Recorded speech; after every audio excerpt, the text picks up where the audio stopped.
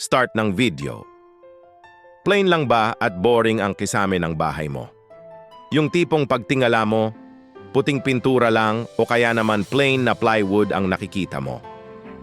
Alam mo ba na isa sa mga pinaka-underrated na parte ng bahay natin ay ang kisame? Madalas, hindi natin ito napapansin. Pero malaking-malaki ang epekto nito sa kabuuang itsura at pakiramdam ng isang kwarto. Ang ganda ng ceiling design ay pwedeng magbigay ng ilusyon na mas maluwag ang espasyo, mas maliwanag, at syempre, mas maganda at mas mukhang mamahalin ang bahay mo. Kaya kung naghahanap ka ng paraan para i-level up ang interior ng bahay mo nang hindi gumagastos ng malaki, nasa tamang video ka. Ngayon, pag-uusapan natin ang mga smart Pinoy hacks para gawing stunning ang kisame mo, swak na swak sa budget. Unahin natin ang pinakasimple at pinakamurang paraan, paint tricks. Huwag mong i-underestimate ang kapangyarihan ng pintura. Kung gusto mong magmukhang mas mataas at mas maluwag ang iyong kwarto, gumamit ka ng light colors tulad ng off-white, light gray, o kaya pastel shades. Ang light colors kasi ay nagre-reflect ng liwanag kaya nagkakaroon ng illusion of space. Pwede ka ring mag-eksperimento. Subukan mong pinturahan ang kisame mo ng isang kulay na medyo mas light shade kumpara sa kulay ng walls mo. Another trick ay ang pagpipintura ng stripes. Vertical stripes can make the ceiling appear higher. Simple, mura, pero ang laki ng pagbabago. Next up, para sa mga gustong mag-install ng bago pero budget-friendly, andyan ang PVC ceiling panels. Narinig mo na ba to? Sobrang sikat nito ngayon dahil bukod sa mura, napakadali pa nitong i-install. Para ka lang naglalaro ng puzzle. Marami kang pagpipiliang designs, may wood finish, may plain white, may mga intricate patterns pa. At ang aplas pa dito, water resistant at anay-proof pa. Perfect ito lalo na sa mga lugar na medyo ma-moisture tulad ng banyo o kusina. Hindi mo kailangan ng professional para mag-install nito, kaya DIY friendly talaga at super tipid. Gusto mo ba ng medyo rustic at warm na feeling? Subukan mo ang wood accents. Hindi mo kailangang takpan ang buong kisame mo ng kahoy na medyo magastos. Kahit simpleng wood strips o beams lang, sobrang laki na ng epekto nito.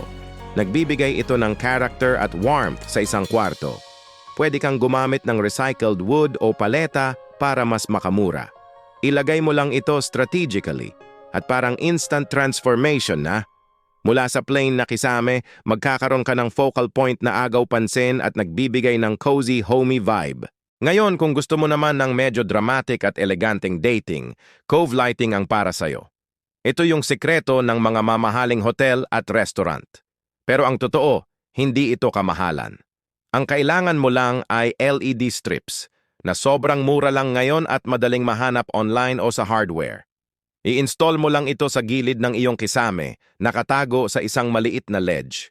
Kapag binuksan mo, magbibigay ito ng isang malambot at eleganteng glow na nag-iilaw sa kisame pa itaas.